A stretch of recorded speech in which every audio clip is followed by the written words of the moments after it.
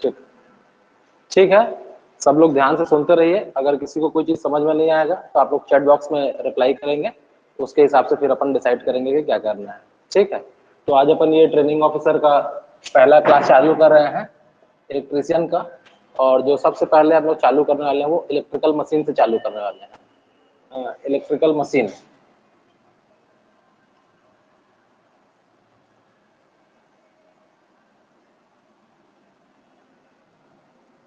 ठीक है। तो सबसे पहली बेसिक बात यह है कि इलेक्ट्रिकल मशीन को अपन लोग 2 से 3 पार्ट में डिवाइड कर लेते हैं।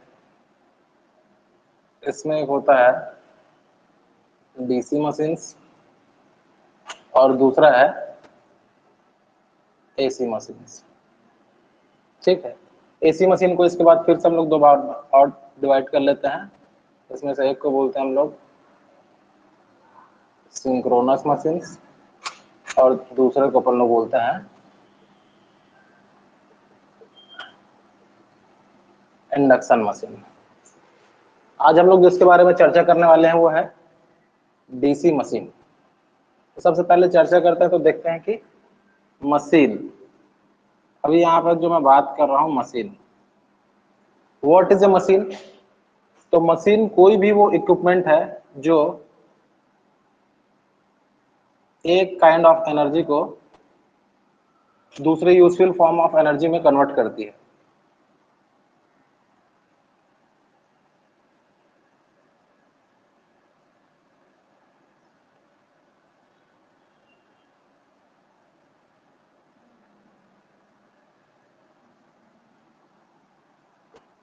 ठीक है, अभी 3 चीजें और डिसाइड हो गई कि हम लोग पढ़ रहे हैं इलेक्ट्रिकल मशीन। इलेक्ट्रिकल मशीन में 2 टाइप है, जिसमें से एक को अपन बोल रहे हैं डीसी मशीन, दूसरे को बोल रहे हैं अपन लोग एसी मशीन। एसी मशीन को अगेन हमने 2 पार्ट में डिवाइड किया हुआ है, पहला है सिंक्रोनस मशीन और दूसरा है इंडक्शन मशीन। हम लोग आ जाता है डीसी मशीन। डीसी मशीन में 2 चीजें हैं, पहला है डीसी और दूसरा है मशीन। जिसमें से पहली चीज हमने समझ ली कि मशीन, मशीन क्या है। मशीन क्या है?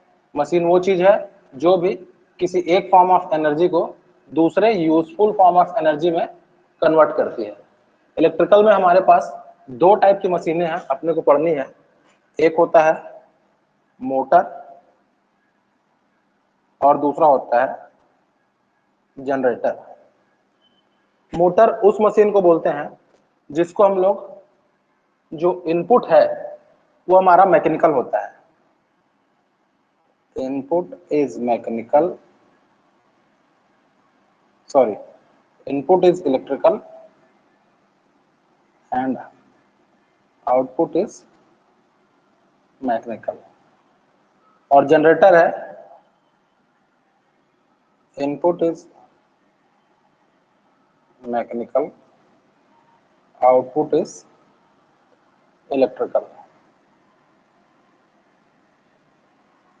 जनरेटर जैसे कि नाम से ही पता है, जनरेटर से हम लोग क्या करेंगे, हम लोग एनर्जी जनरेट करेंगे, जो अपने को किस फॉर्म में मिलेगा, इलेक्ट्रिकल एनर्जी के फॉर्म में मिलेगा। आप लोग सब जानते हैं शादी वादी में जनरेटर यूज किया जाता है जब लाइट जाने की संभावना होती है। और मोटर, मोटर में क्या है, अपना इनपुट जो है वो इलेक्ट्रिकल है और आउटपुट जो है वो मैकेनिकल है। आप सब ने मोटर देखा हुआ है, अभी गर्मी के टाइम पे गन्ने के रस की दुकानों पे आपको दिखेगा मोटर, आपके घर में दिखेगा, गाड़ी में दिखेगा, हर जगह आपको मोटर दिखेगा। ठीक है, इसमें से एक चीज तो हम लोग समझ गए, मशीन। मशीन 2 टाइप का होता है, जिसमें से एक है मोटर, एक है जनरेटर। मोटर उसको बोलेंगे जिसका इनपुट इलेक्ट्रिकल होगा, आउटपुट मैकेनिकल होगा। जनरेटर उसको बोलेंगे जिसका इनपुट मैकेनिकल होगा, आउटपुट इलेक्ट्रिकल होगा। अब इसमें आते हैं डीसी और एसी में। डीसी क्या है? डीसी का मतलब होता है जिसमें फ्लक्चुएशन ना हो, और एसी का मतलब होता है जिसमें फ्लक्चुएशन हो।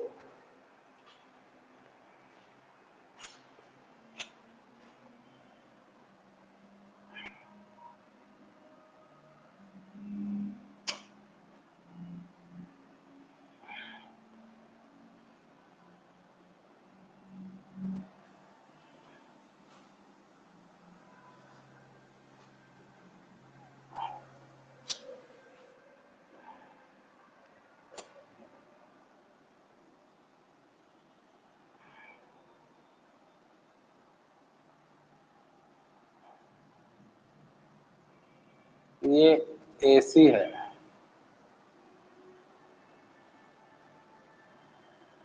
ये डीसी है।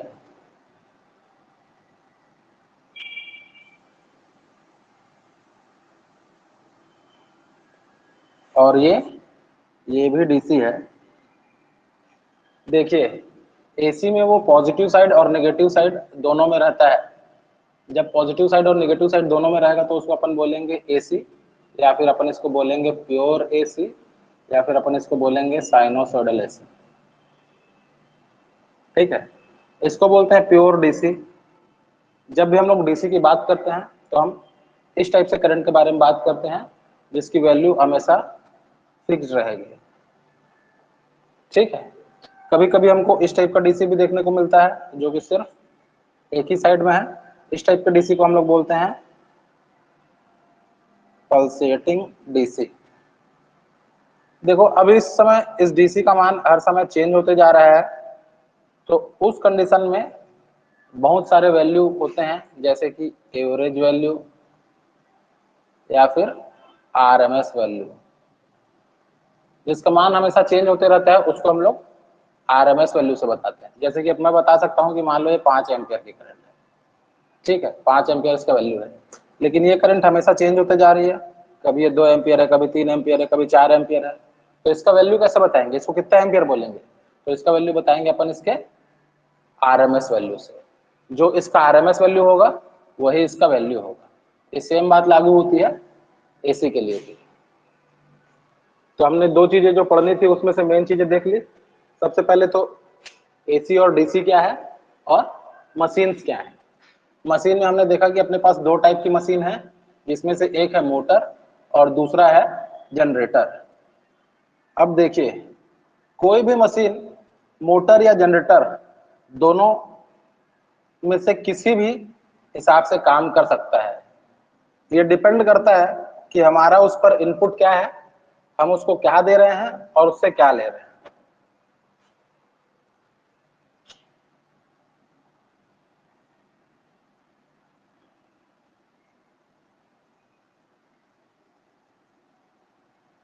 एक मोटर कभी भी जनरेटर के जैसा काम कर सकता है और जनरेटर कभी भी मोटर के जैसा भी काम कर सकता है।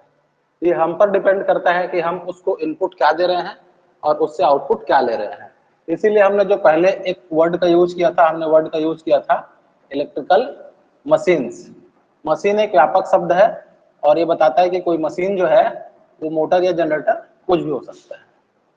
अब कोई मशीन मोटर के जैसे काम करेगा या जनरेटर के जैसे काम करेगा, इसको समझने के लिए पहले अपने को सबसे पहले फंडा समझना होगा कि कोई मशीन मोटर या जनरेटर क्यों होता है या किस लिए होता है।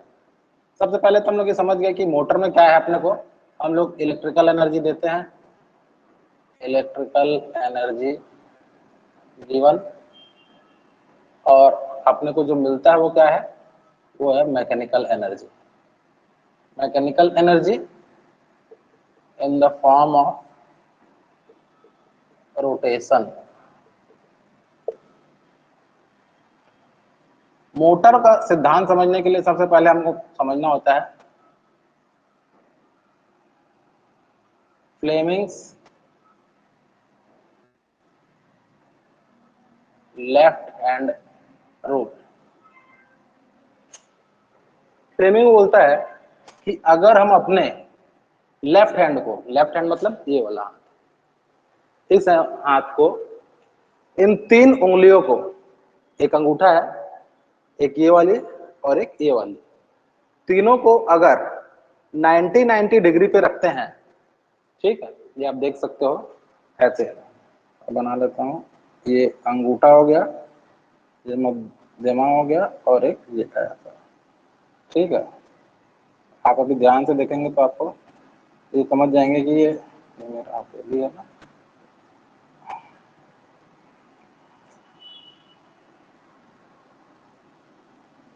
ठीक है। स्पेशली अगर इसको मैं समझाने के लिए बनाऊं तो ये ऐसा है, यहाँ पर ये 90 डिग्री है, ये भी 90 डिग्री है और इन दोनों के बीच का एंगल भी क्या है, 90 डिग्री है।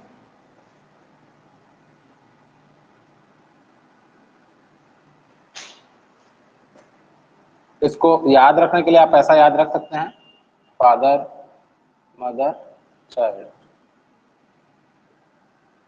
F means force, M means magnetic field, where C means current। ठीक है,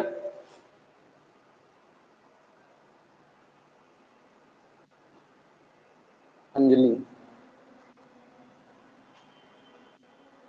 अच्छा अभी दिखाई दे रहा है कि नहीं अंजलि?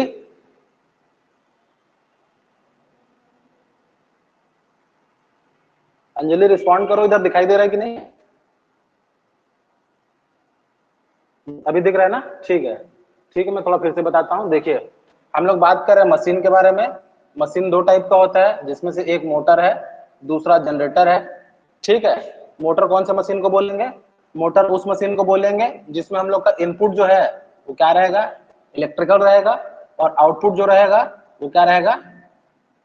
मैकेनिकल एनर्जी रहेगा। किस फॉर्म में अपने को मिलेगा? रोटेशन के फॉर्म में मिलेगा। मोटर कैसे काम करता है इसको समझने के लिए अपने को समझना क्या है? फ्लेमिंग के लेफ्ट हैंड का रूल समझना है। फ्लेमिंग के लेफ्ट हैंड का रूल क्या है? फ्लेमिंग के लेफ्ट हैंड का रूल ये बोलता है कि आप अगर अपने लेफ्ट हैंड के इन तीन उंगलियों को, जिसमें से एक अंगूठा है, अंगूठा, उसके बाद वाले और ये मध्यमा, इन तीनों को अगर 90 डिग्री पे रखेंगे तो जो अंगूठा है वो बताएगा फोर्स यानी कि बल की दिशा। जो दूसरी वाली उंगली है, ठीक है, जिसको तर्जनी बोलते हैं, वो बताएगा मैग्नेटिक फील्ड का डायरेक्शन, और जो तीसरा है वो बताएगा करंट का डायरेक्शन। ठीक है, अब इसको समझते हैं कि फ्लेमिंग के लेफ्ट हैंड का रूल का हम लोग उपयोग कैसे करेंगे, और इससे मोटर में हम लोग क्या पता लगा सकते हैं और कैसे पता लगा सकते हैं। ठीक है, तो सबसे पहले इसको देखने के लिए हम लोग देखते हैं कि कोई भी जो इलेक्ट्रिकल मशीन है, जितने भी इलेक्ट्रिकल मशीन है, लगभग लगभग सबकी संरचना एक समान होती है। ठीक है, आप में से किसी को भी कोई भी दिक्कत होगा तो यहाँ पर चैट बॉक्स में मैसेज करके बताएंगे। जैसे अंजलि ने बताया कि उनको नहीं दिख रहा है, फिर मैं कोशिश करूंगा कि जो भी उनका समस्या है वो सॉल्व हो। एक नियम है, आपने पढ़ा होगा बचपन में क्लास 12th में, कि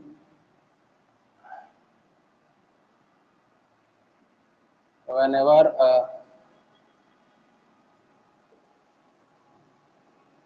current carrying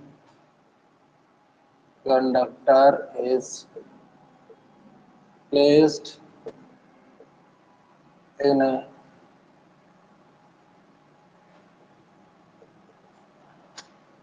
magnetic field, it experiences a force। जब भी किसी करंट कैरिंग कंडक्टर को किसी मैग्नेटिक फील्ड में रखा जाता है तो वह एक बल का अनुभव करता है। अब देखिए यहाँ पर तीन चीजें हैं, करंट है, मैग्नेटिक फील्ड है, और क्या है? फोर्स है। इसको समझने के लिए हम लोग एक इलेक्ट्रिकल मशीन देखते हैं कि एक इलेक्ट्रिक टाइप का होता है। अगर आप इसको समझेंगे तो आपको एक बात समझ में आ जाएगी, how and why most of rotating electrical machine rotates. कोई भी इलेक्ट्रिकल मशीन कैसे घूमता है उसको समझना है तो आपको इस फंडा को समझना होगा। ये फंडा क्या बोल रहा है कि जब भी किसी करेंट कैरिंग कंडक्टर को किसी मैग्नेटिक फील्ड में रखा जाता है तो वो एक फोर्स एक्सपीरियंस करता है। अब मैंने ये बनाया हुआ है, ठीक है,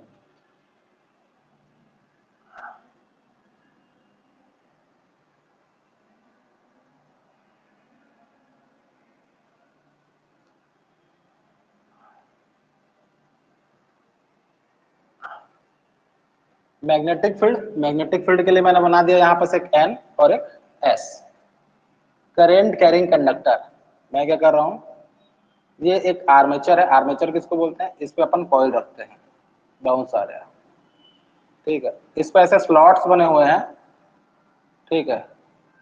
इन स्लॉट्स में, इन छेदों में हमने डाला हुआ है रॉड डाला हुआ है, ठीक है।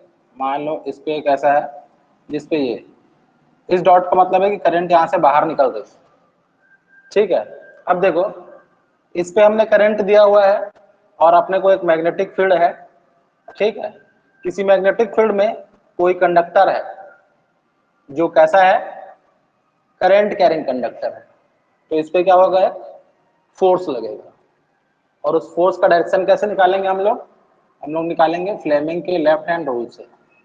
और ये फ्लेमिंग का लेफ्ट हैंड रूल अपन किसके लिए अप्लाई करते हैं, मोटर के लिए। और वो क्या बोलता है, फोर्स, मैग्नेटिक फील्ड, करंट, ठीक है।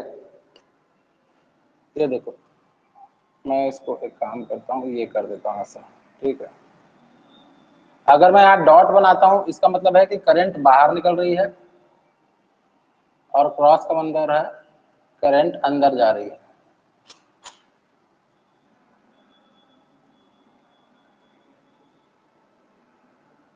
ठीक है, इसको समझने के लिए ऐसा समझिए, ठीक है। आप यहां से देखेंगे तो आपको दिखेगा ये डॉट, ठीक है, जो बाहर निकलेगा। और अगर आप पीछे से देखेंगे तो ये दिखेगा ये, ठीक है। अब एन से एस की ओर ये मैग्नेटिक फील्ड का डायरेक्शन हो गया, ठीक है। ये मैग्नेटिक फील्ड का डायरेक्शन हो गया, ठीक है।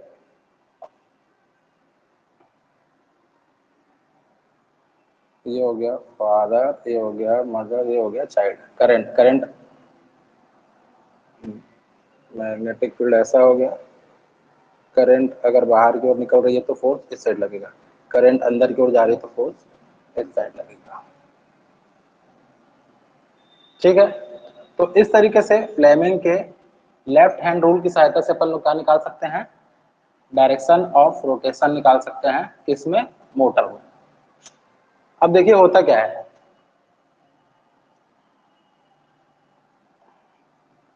ये एक इलेक्ट्रोमैग्नेटिक फील्ड है, ठीक है। जहां पर अपने को ये मिला हुआ है, ये एन है, ये एस है। एक अपने को मिल गया मैग्नेटिक फील्ड। मैग्नेटिक फील्ड में हमने एक कंडक्टर रखा है, उस कंडक्टर पे फोर्स मिल रहा है। जैसे इसको इधर फोर्स मिल रहा है, वैसे इसको भी इधर फोर्स मिलेगा, और ये क्या करेगा, रोटेट करने लगेगा। और यही फंडा क्या कहलाता है, मोटरिंग ऑपरेशन।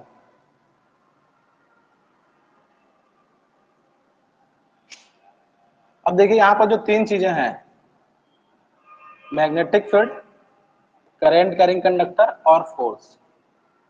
जितना ज्यादा फोर्स लगेगा उतना ज्यादा स्पीड से हमारा ये मशीन रोटेट करेगा। ये है फंडा नंबर 1। अभी तक इसमें किसी को समझने में कोई दिक्कत?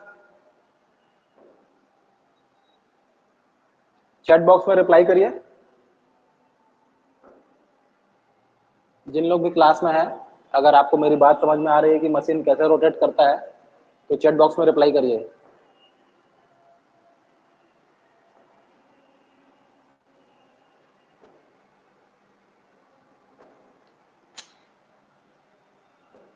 फिर से बताएं, ठीक, फिर से बता रहा हूं। देखो क्या यहाँ क्या लिखा है, whenever a current carrying conductor is placed in magnetic field it experiences a force। क्या क्या है, current carrying conductor, magnetic field और फोर्स। मैग्नेटिक फील्ड ये बना हुआ है एन और एस। यहाँ पर हमने क्या रखा हुआ है, कंडक्टर्स रखे हुए हैं। ये क्या है, अपना मोटर है। मान लो ये मोटर है, ठीक है, ये अपना क्या है, मोटर है। एक चीज बताओ, मोटर को सप्लाई देते हैं या मोटर से सप्लाई लेते हैं? कमेंट में जवाब दो जी।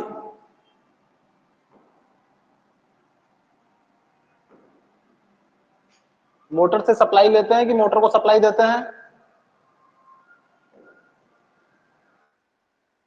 मोटर के बारे में पहले मैंने बताया कि मोटर क्या है, इनपुट इलेक्ट्रिकल है, आउटपुट मैकेनिकल है। जल्दी बताइए, कमेंट में बताइए, मोटर से सप्लाई लेते हैं कि मोटर को सप्लाई देते हैं?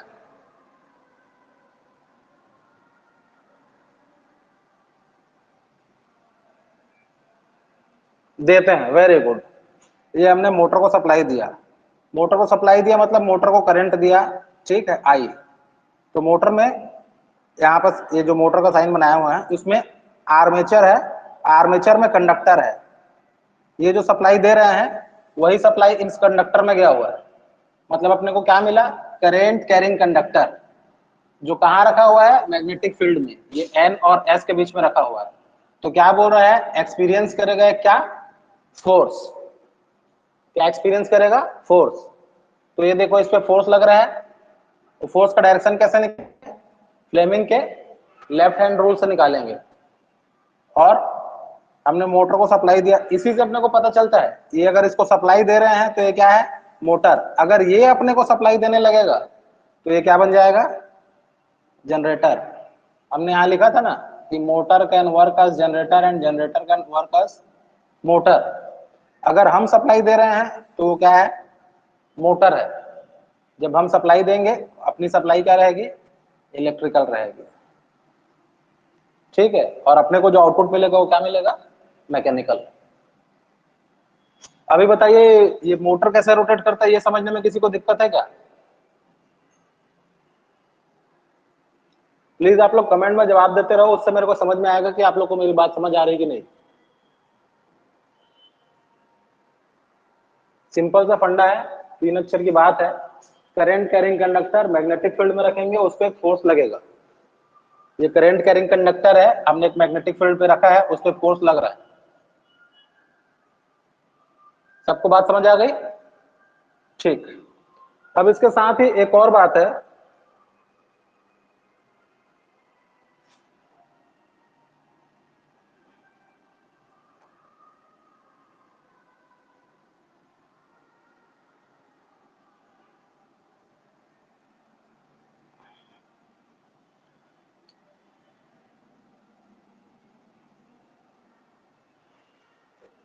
आप लोगों ने एक बात पढ़ी होगी, E is equals to N D phi by D T.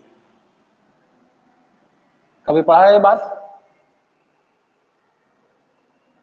E यानी कि ईएमएफ क्या होता है, N D phi by D T. होता क्या है,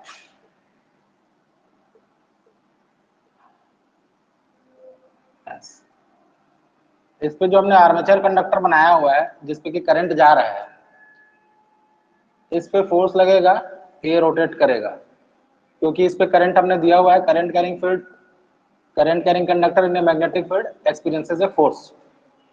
इसके साथ में एक और बात हो रही है, इसके साथ में क्या बात हो रही है कि अब ये एन और एस से ये गुजर रहा है, तो इसके फ्लक्स को भी ये क्या कर रहा है, कट कर रहा है। और जब भी कहीं पर फ्लक्स को कोई कंडक्टर कट करेगा तो क्या होगा, ईएमएफ इंड्यूस होगा। इसको बोलते हैं ईएमएफ, या इसी को इसमें बोलते हैं बैक ईएमएफ। बैक ईएमएफ क्या है, is N D phi by D T, ठीक है, बैक ईएमएफ। अब क्या है, शुरुआत में जब ये कंडक्टर यहीं पर प्लेस है, सिर्फ यहीं पर, इस पे जब रोटेशन नहीं है, तो ये D phi by D T क्या होगा, 0 होगा। जब भी ये कंडक्टर अभी यहां पर रखा हुआ है, इस पर फोर्स नहीं लग रहा है, तो D phi by D T क्या होगा, 0 होगा। इसीलिए शुरुआत में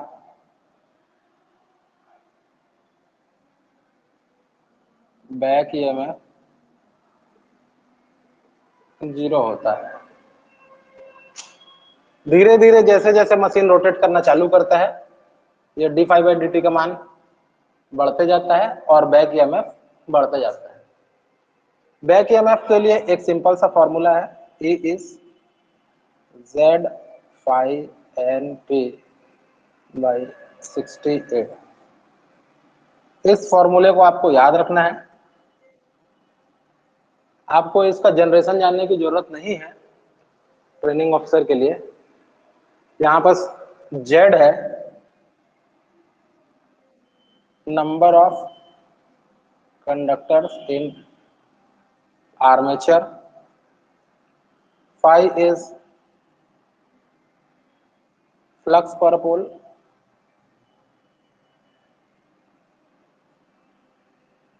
n is number of turns,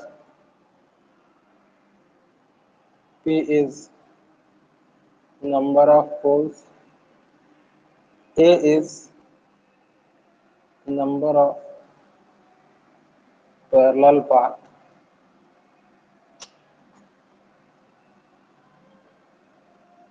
ये जो है 2 होता है वेव वाइंडिंग के लिए और T होता है लैप वाइंडिंग के लिए।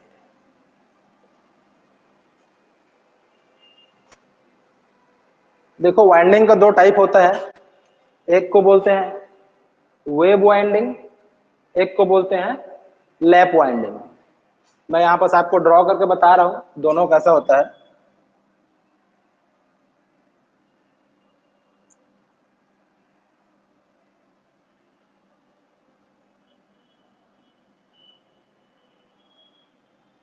ये है वेव वाइंडिंग,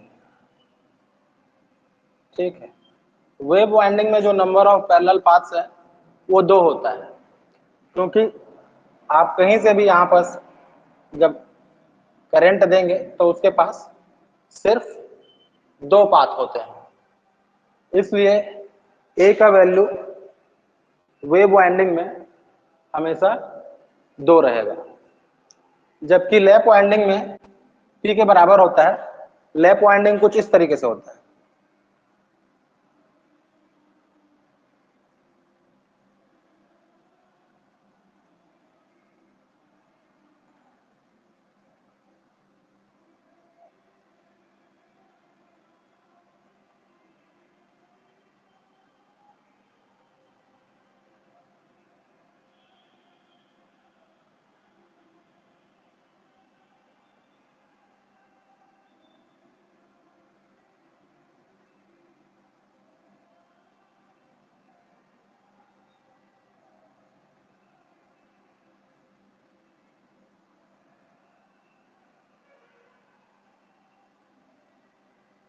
इस टाइप की वाइंडिंग को बोलते हैं लैप वाइंडिंग।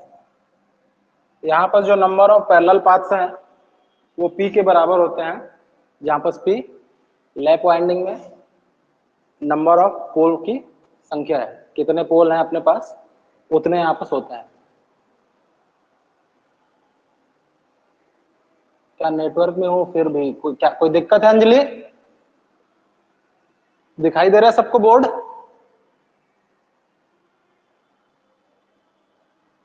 चैट बॉक्स में रिप्लाई करेंगे।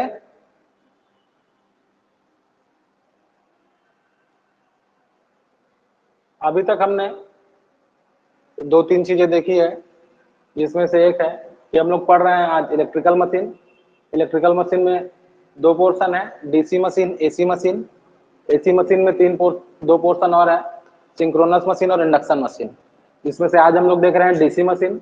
डीसी मशीन में 2 पैरामीटर्स हैं, एक है मोटर, एक है जनरेटर। जिसमें से मोटर उसको बोलते हैं जिसको हम लोग इलेक्ट्रिकल सप्लाई देके उससे मैकेनिकल सप्लाई लेते हैं।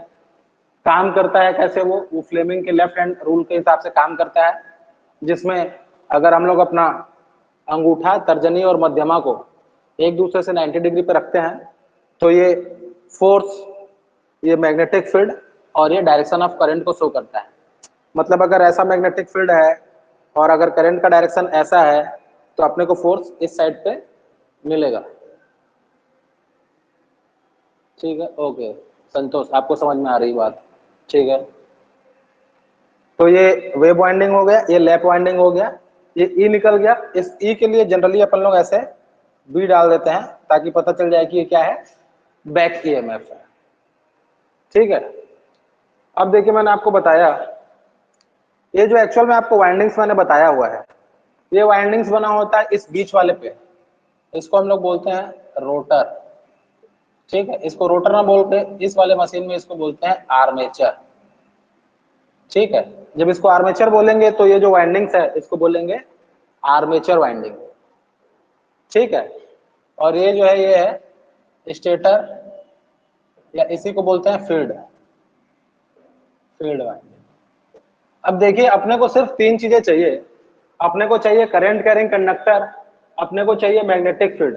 अगर अपने को ये दो चीजें मिलती है तो अपने को तीसरी चीज अपने आप मिल जाएगी, जो कि क्या है, फोर्स है। अब ये जो शुरुआत वाली दो चीजें हैं करंट और मैग्नेटिक फील्ड, इन दोनों के वेरिएशन से आपके different types of DC motor बनते हैं, ठीक है। अगर हमने जो ये पहले बना के रखा है, इतना ये बोर्ड सबको दिखाई दे रहा है, इसमें जो लिखा हो इसमें तो किसी को कोई दिक्कत नहीं है ना, इसमें किसी को कोई दिक्कत हो तो बताइए, ठीक है। इसमें मैं आपको पहले ही बता दे रहा हूं, देखिए ईबी क्या है, Z5 NP/60 है, जहां पर Z क्या है, number of conductors in armature. ये जो मैंने बीच में आर्मेचर बनाया हुआ है, इस आर्मेचर में ऐसे बहुत सारे स्लॉट्स होते हैं, इन स्लॉट में कंडक्टर्स होते हैं। इन कंडक्टर्स को ऊपर से कैसे ज्वाइन किया हुआ है, इसी के हिसाब से डिसाइड होता है कि ये किस टाइप की वाइंडिंग है, वेव वाइंडिंग है या लैप वाइंडिंग है। वो मैंने आपको यहाँ पास बताया हुआ है। ये देखिए, ये यहाँ से यहाँ तक एक कंडक्टर है, ये एक कंडक्टर है, ये दो कंडक्टर, ये तीन कंडक्टर, ये चार कंडक्टर, तो ये इस हिसाब से जुड़ा हुआ है, तो इसको बोलते हैं हम लोग वेव वाइंडिंग। अगर मैं इसको थोड़ा वो करके बताऊं तो ये ऐसा है, ये ऐसा इससे जुड़ा हुआ है, ये अंदर गया है, ये अंदर गया हुआ है, ये इधर से जुड़ा हुआ है नीचे से, ये नीचे से ऊपर आया हुआ है, फिर ऊपर से ऐसा जुड़ा हुआ है, ऐसा, ठीक है। ऐसा ये पूरा बना हुआ है जुड़ के, उसको मैंने यहाँ पर बड़े अच्छे से बताया हुआ है, ठीक है। तो हमने देख लिया आर्मेचर।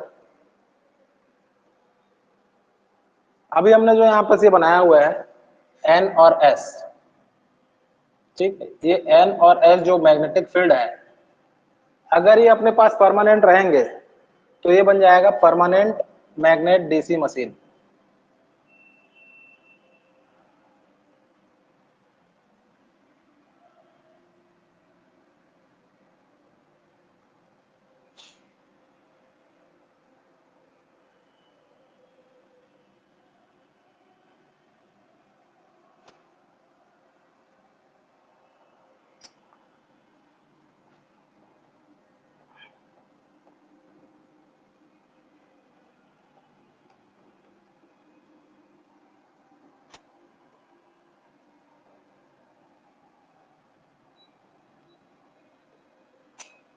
अब हम लोग देखते हैं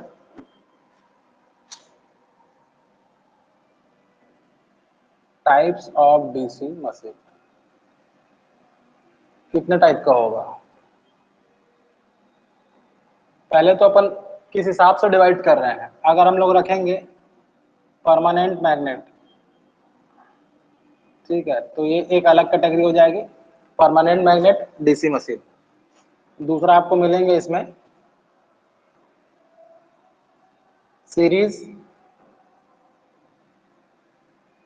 संट कंपाउंड, ठीक है।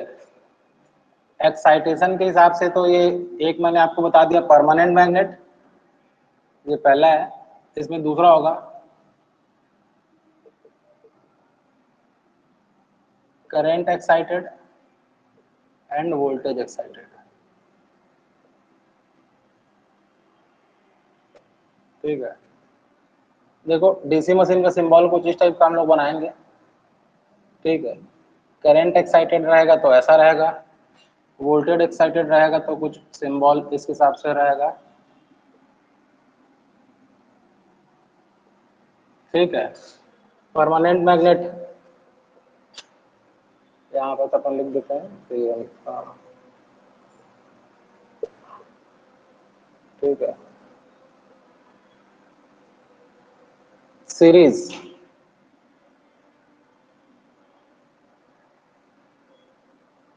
सीरीज वाला इस हिसाब से रहता है,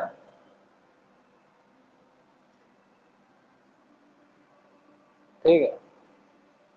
ये आपका सीरीज संट वाला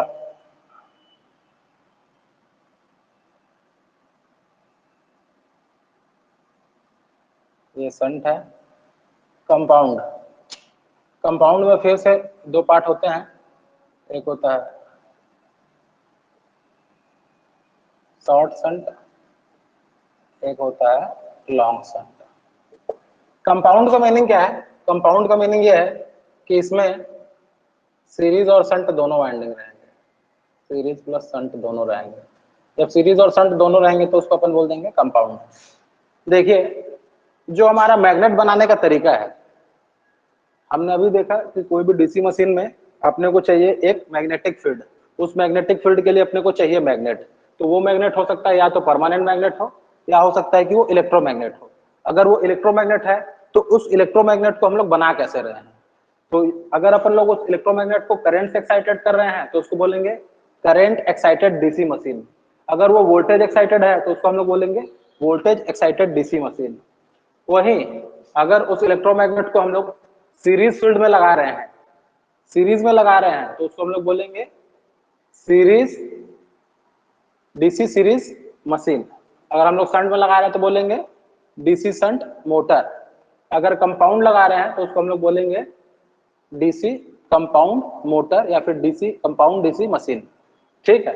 कंपाउंड मशीन में क्या है कि सीरीज और शंट दोनों लगाए होते हैं।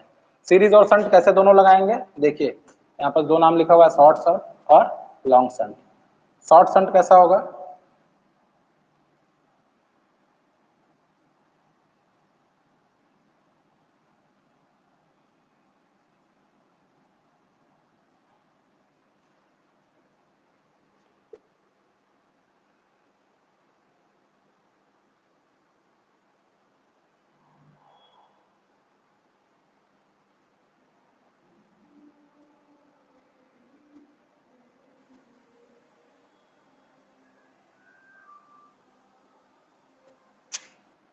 देखिए, अब देखते जाएंगे इसको, आप लोग देखते जाएंगे तो समझते जाएंगे। ठीक है। मैं अभी आपको बताया कि जब मोटर रोटेट करना चालू करेगा तो इसके अंदर में एक बैक ईएमएफ बनेगा। मैं उसको यहाँ पर लिख देता हूँ EB। अब ये मोटर होगा या जनरेटर होगा, इसको समझने के लिए अगर हम लोग इसको सप्लाई दे रहे हैं, अगर हम लोग इसको सप्लाई दे रहे हैं तो क्या होगा? ये मोटर होगा। तो ये मोटर होगा तो इसमें करंट का डायरेक्शन कैसा होगा? ऐसा होगा। अब ये जो कॉइल है वो सीरीज में, तो इसके करंट को हम लोग बोलेंगे ISE, सीरीज करंट। ये आर्मेचर है, आर्मेचर करंट आ रहा है उसको अपन बोलेंगे IA। ये EB बैक ईएमएफ है। यहाँ पर जो आर्मेचर है उसका कुछ रेजिस्टेंस होगा, उसको बोलेंगे हम लोग RA। ठीक है। तो अगर इस वाले सीरीज मोटर के लिए मैं कोई इक्वेशन लिखना चाहूं तो वो इक्वेशन ऐसा होगा, V minus IA RSE minus IA RA is equals to E। चूंकि ये मोटर है, मोटर में हम लोग सप्लाई दे रहे हैं और करंट इधर से इधर की ओर जा रही है, बैक ईएमएफ छोटा होगा, ये बड़ा होगा, इसलिए वोल्टेज ड्रॉप की डायरेक्शन में करंट का बहाव होगा। V माइनस ये जो है यही क्या है? ISE। ये जो है ये क्या है? RSE। तो ISE इंटू RSE यहाँ हो गया, IA RA हो गया, अपने को क्या मिल गया? बैक ईएमएफ मिल गया।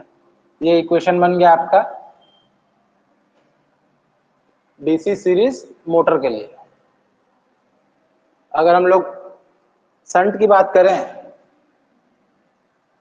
ये हो गया ISH, ये होगा IA, यहाँ होगा RA EB ये V।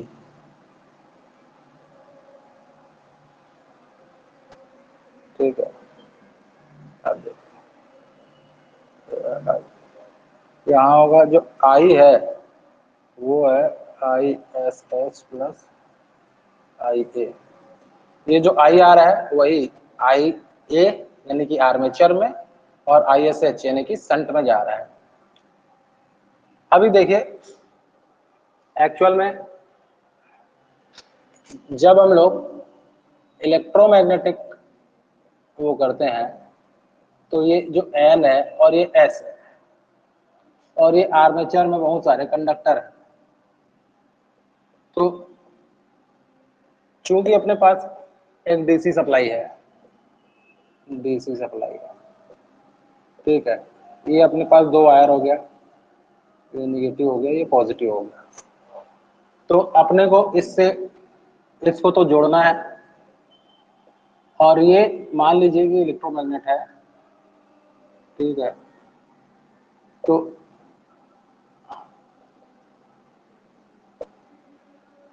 इसको भी जोड़ना है। तो इस सप्लाई जो ये आर्मेचर में दिया गया है, उससे इस वाले सप्लाई को यानी कि फील्ड को कैसे जोड़ा गया है। अगर सीरीज में जोड़ा गया है तो ये ऐसा सर्किट बनेगा, शंट में जोड़ा गया है तो ऐसा बनेगा। शंट में दो टाइप भी मैंने बता दिया आपको, ये क्या है, ये है शॉर्ट शंट, ये क्या है, लॉन्ग शंट। यहाँ पर अपन लोग लिख देंगे V, ठीक है। ये हो गया RSC, ये हो गया RSH, यहाँ हो गया IA।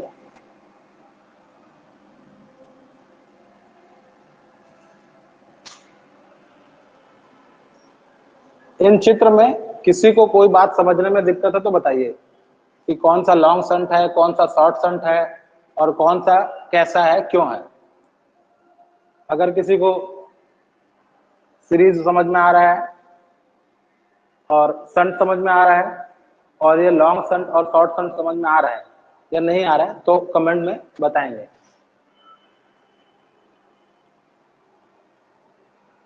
समझ में आ रहा है तो लिखेंगे ओके सर, समझ में नहीं आ रहा है तो लिखेंगे कि सर समझ में नहीं आ रहा है, ये कैसे बना है।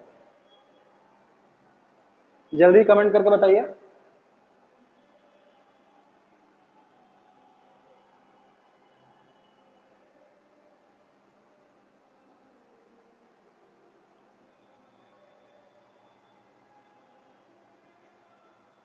समझ आ रहा है ना बात, ठीक, बिल्कुल ठीक। तो देखिए अभी हमने सिर्फ एक टाइप देखा है, एक परमानेंट मैग्नेट देख लिया। परमानेंट मैग्नेट बहुत छोटे मशीन्स होते हैं, बहुत कम होते हैं, आपको मिलेंगे छोटे गाड़ियों में मिलेंगे। जैसे आप बच्चे लोगों के लिए रिमोट वाली गाड़ियां होती है ना, उस पर आपको मिल जाएगा परमानेंट मैग्नेट वाला डीसी मशीन, ठीक है। और छोटे जो पंखे आते थे जो बैटरी से चलते थे, उस पर मिल जाएगा आपको परमानेंट मैग्नेट वाला मशीन। नहीं तो ये परमानेंट मैग्नेट के डीसी मोटर ज्यादा यूज होते नहीं है, ठीक है। जो डीसी सीरीज मोटर्स हैं, ये काम के हैं आपके। ये क्यों काम के हैं आपके, क्योंकि इनका बहुत व्यापक यूज होता है, रेलवेज में काफी ज्यादा यूज होते हैं, ठीक है। आपने देखा होगा कि जो ट्रेन में पंखे लगे होते हैं वो आपके घर में नहीं चलेंगे, ठीक है। उसमें लगा होता है डीसी सीरीज मोटर। ये एक्साइटेशन का टाइप है। अगर आप ये जो फील्ड है, जो फील्ड मैंने बताया था, उसको करंट से एक्साइट करेंगे तो बन जाएगा करंट एक्साइटेड, वोल्टेज से एक्साइट करेंगे तो बनेगा वोल्टेज एक्साइटेड। इसको छोड़ दें तो हमने सीरीज और शंट को देख लिया है, और सीरीज शंट के बाद हमने देख लिया है कंपाउंड को। कंपाउंड में दो टाइप है, शॉर्ट शंट और लॉन्ग शंट। ये शॉर्ट शंट है, ये लॉन्ग शंट है। आप लोग अगर चाहें तो आप खुद भी इसका इक्वेशन लिख सकते हैं। चूंकि ये क्या है दोस्तों, ये मोटर है तो इसमें करंट जाएगी। ये जो करंट जा रही है ये इधर से दो भागों में डिवाइड हो जाएगी, तो ये हो जाएगा यहाँ पर ISH, ये RSH है, ये हो जाएगा IA, इधर RA है। तो इसके लिए I का इक्वेशन हो जाएगा I is equals to ISH plus IA, ठीक है। इस तरीके से आप लिखना चाहें तो सबके लिए इक्वेशन भी लिख सकते हैं। जब जितना आप इक्वेशन लिखने की कोशिश करेंगे उतना आपको ये मशीनें समझ में आते जाएगी, ठीक है। कंपाउंड में अभी एक और कैटेगरी होती है, उसके बारे में भी आपको बता देता हूं। इतना समझ में आ गया होगा तो मैं बोर्ड को क्लियर कर रहा हूं, किसी को कोई दिक्कत हो तो बताइए।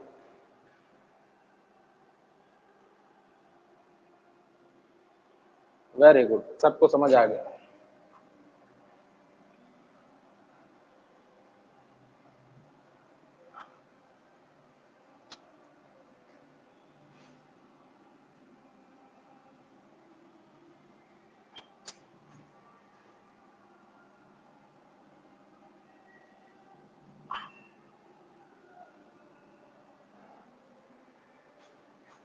अब जो अगली कैटेगरी है वो कंपाउंड में आती है। कंपाउंड में आता है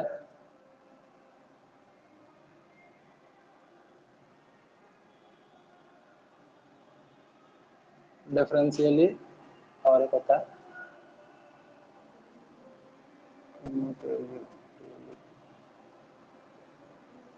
ठीक है।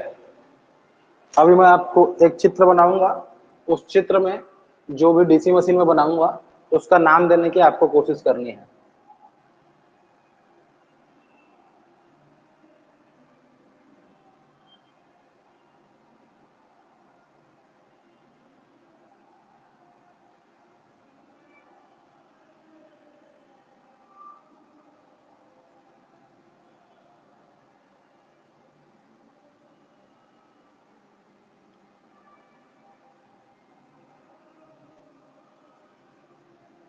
ठीक है,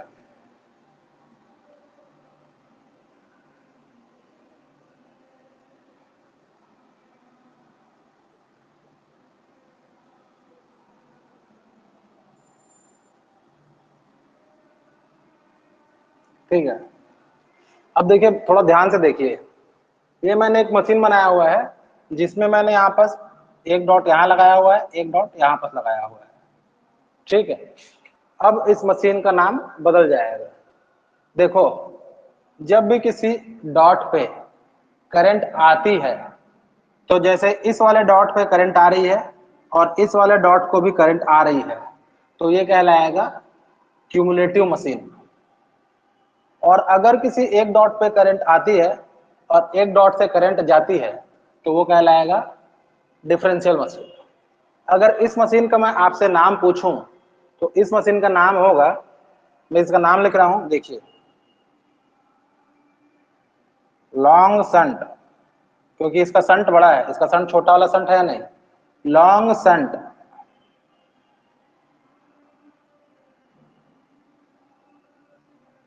क्यूमुलेटिवली कंपाउंडेड मोटर। क्या हो गया ये? Long shunt cumulatively compounded motor. अब पहले देखो, चूंकि ये करंट ले रहा है तो क्या होगा ये? मोटर। इसका संट लंबा है तो क्या होगा ये? Long shunt. इसमें सीरीज और संट दोनों हैं तो क्या हो जाएगा ये? कंपाउंडेड। तो पता चल गया आपको, long shunt cumulatively compounded motor. अब मैं थोड़ा सा चेंज करता हूं।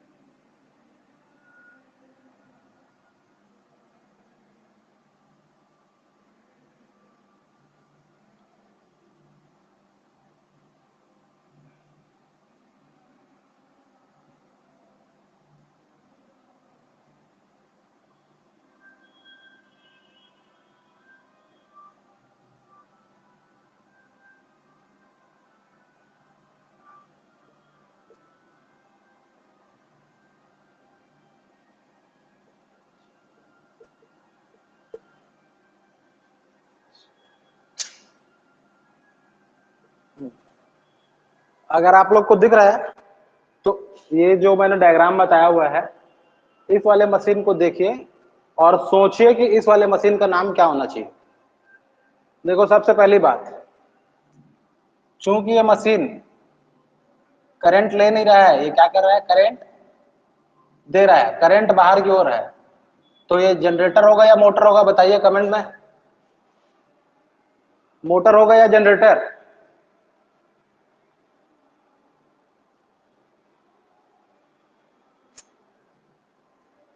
जो लोग भी क्लास अटेंड कर रहे हैं कमेंट में बताइए।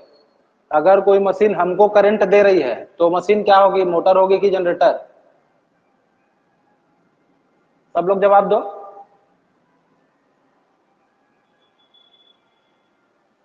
ठीक, हाँ, संतोष यादव जी बोल रहे हैं जनरेटर होगा, बहुत बढ़िया।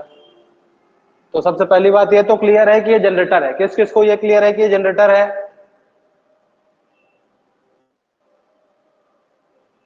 किसी को ये है कि जनरेटर है तो बताओ, ये क्या है? जनरेटर है। ये बताओ, ये शॉर्ट संट है कि लॉन्ग संट है?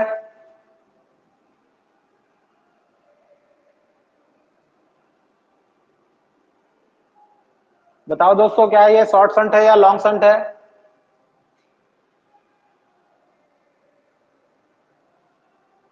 वेरी गुड, ये लॉन्ग शंट है।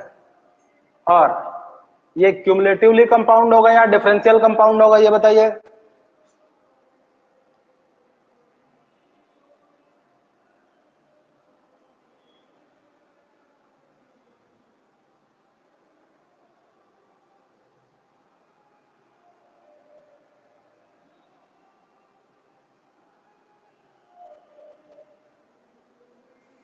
अगर आप 2 मिनट पहले की मेरी बात सुने होगे तो समझ जाओगे।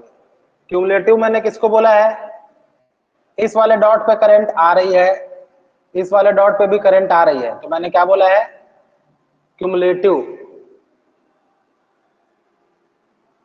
ठीक है, यहां देखो, इस वाले डॉट पे भी करंट आ रही है और इस वाले डॉट पे भी करंट आ रही है, तो ये भी क्या होगा? क्यूमुलेटिव होगा, डिफरेंशियल नहीं होगा। क्या होगा? क्यूमुलेटिव होगा। ये होगा long shunt cumulatively compounded motor की जगह क्या हो जाएगा? जनरेटर हो जाएगा। डिफरेंशियल तब होगा जब, अगर मैं इसको यहां की जगह इस डॉट को मैं यहां बनाता तो ये हो जाता डिफरेंशियल, लेकिन चूंकि अभी डॉट यहां पास बना हुआ है तो क्या होगा? ये क्यूमुलेटिव। पूरा नाम बताइए इसका, क्या होगा? Long shunt cumulatively compounded generator. Yes और नो? इस पे किसी को दिक्कत है तो बताइए।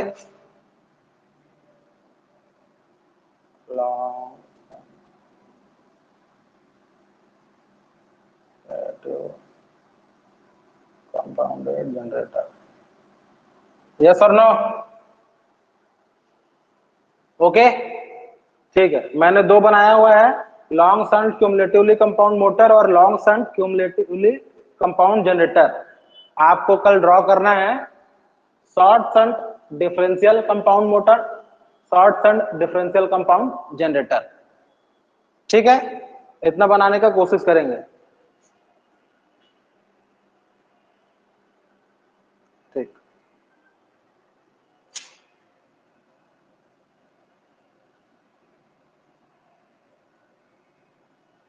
देखिए थोड़ा सा अगर आप लोग सही तरीके से समझेंगे तो इसका इक्वेशन लिखने में कोई दिक्कत नहीं होगा और आपको बहुत अच्छे से समझ में आएगा। डीसी मशीन बहुत इंटरेस्टिंग सब्जेक्ट है। अभी अभी हमने इस पे डीसी मोटर में बैक ईएमएफ का एक फॉर्मूला निकाला था, E is equals to Z∅N⁴/60A। ठीक है, जहां पर N क्या था? नंबर ऑफ कंडक्टर्स आर्मेचर में। N का एक और फॉर्मूला होता है 60 ω/m/2π, जहां पर ω/m को बोलते हैं मैकेनिकल एंगुलर वेलोसिटी। क्या बोलते हैं? Mechanical angular velocity. इस फॉर्मूले को अगर हम लोग यहाँ पास रखेंगे तो E क्या निकल जाएगा? Z∅, N के जगह पे रख रहे हैं 60 ω/m/2π। P का P पड़ा हुआ है, A का A पड़ा हुआ है और पहले का 60 था, वो 60 यहाँ रखेंगे, इस 60 से ये 60 कट जाएगा, होगा ZP⁴/2πA। ठीक है,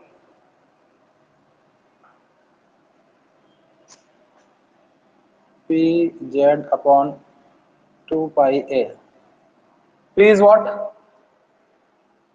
P नंबर ऑफ पोल्स है जो कि किसी डीसी मशीन में कांस्टेंट होता है। Z क्या है? Z है नंबर ऑफ आर्मेचर कंडक्टर्स जो कि कांस्टेंट होगा। A क्या है? Number of parallel path. Lap winding में ये पोल के बराबर होगा, वेव वाइंडिंग में 2 होगा। तो ये सारी चीजें कांस्टेंट है, इसको अपन लोग लिख देंगे K। यहां से एक नया फॉर्मूला मिलेगा अपने को, E is equals to K∅ω/m, या फिर आपको पता चल जाएगा E is proportional to phi is proportional to omega M. देखो ये सब रिलेशन जो है अपने को बाद में जब हम लोग ग्राफ ड्रॉ करेंगे तो हमारे काम आएगा, इसलिए हम लोग ये सारे रिलेशंस को लिख के रख रहे हैं। तो हमने दो फॉर्मूले बता दिए, एक ये फॉर्मूला है, ठीक है, और दूसरा है ये।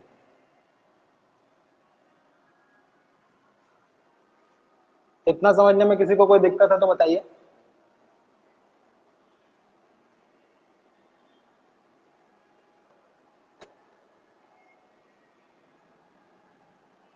इतना समझने में किसी को कोई दिक्कत नहीं है? Very okay. अब इधर देखिए, आप लोगों ने कभी ये सुना है कि डीसी मोटर को स्टार्ट करने के लिए स्टार्टर की जरूरत पड़ती है? यस और नो? जिसने भी सुना है मैसेज करो भाई यस सर करके।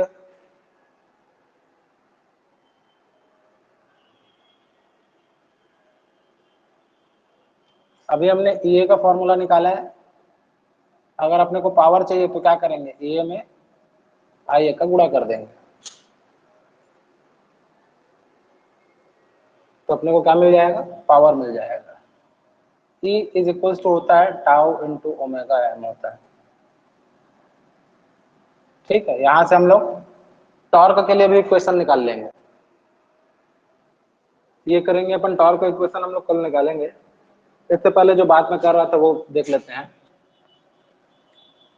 हमने देखा डीसी मोटर, मैं एक सिंपल सा डीसी मोटर का एग्जांपल लेता हूँ।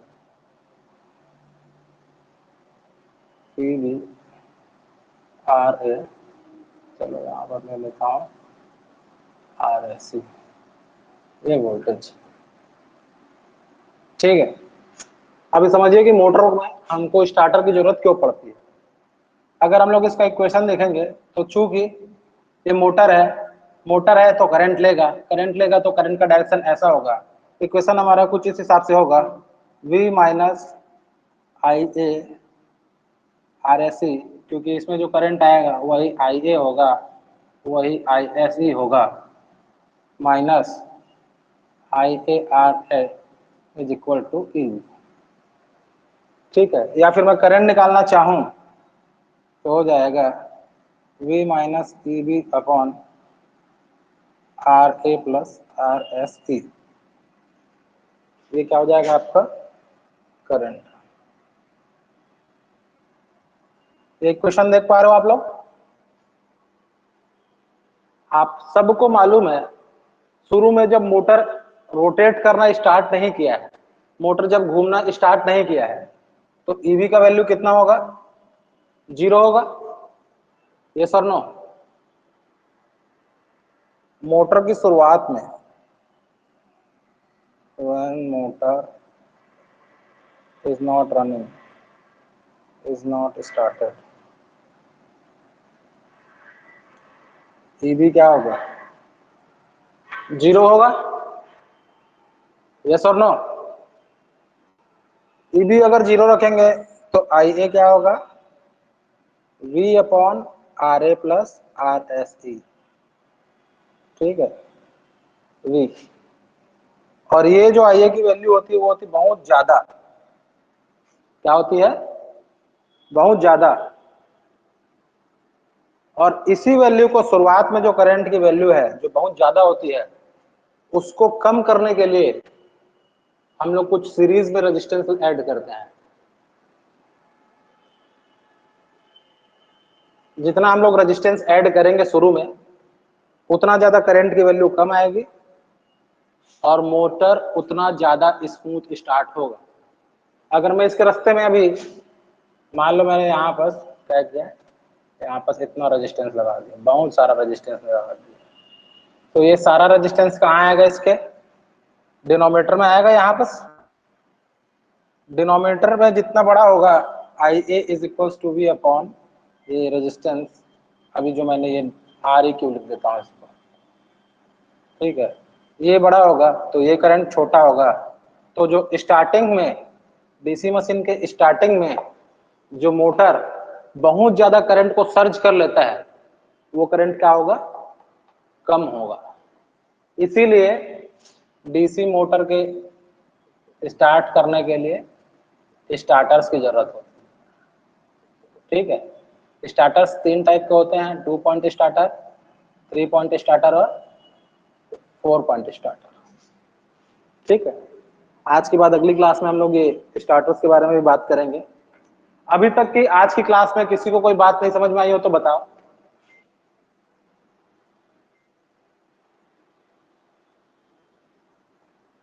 अगर सबको सारी चीज समझ में आ गई तो आज का क्लास यही वाइंड अप करते हैं, कल के क्लास में इससे आगे प्रोसीड करेंगे। सबको सारी बात समझ में आ रही है? सबको सारी बात समझ में आ रही है तो कमेंट में यस सर लिख दो। और अगर किसी को आज के लेक्चर में कोई दिक्कत है तो कल मेरे से पूछ लेगा, या फिर आप लोग इधर ग्रुप में मैसेज कर देना, जो भी दिक्कत होगा मैं बता दूंगा।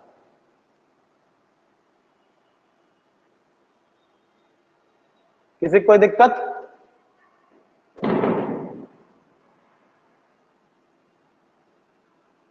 सबको समझ में आया आज की बात? मैंने आज 2 इक्वेशन बस बताए हुए हैं। एक बताया हुआ है बैक ईएमएफ के लिए इज ZP/68 और E proportional to K5 omega है। ये दोनों को याद रखना है। क्यों याद रखना है? बाद में जब हम लोग कर्व ड्रॉ करना सीखेंगे तो इन इक्वेशंस का हम लोग उपयोग करेंगे।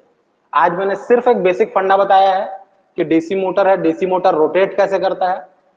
ठीक है, आप लोग जाइए इस क्लास को रिविजन करिए, एक बार दोबारा से देखिए, समझने की कोशिश करिए। अगर फिर भी कोई बात समझ में नहीं आती तो कल हम लोग डिस्कस करेंगे। ठीक है,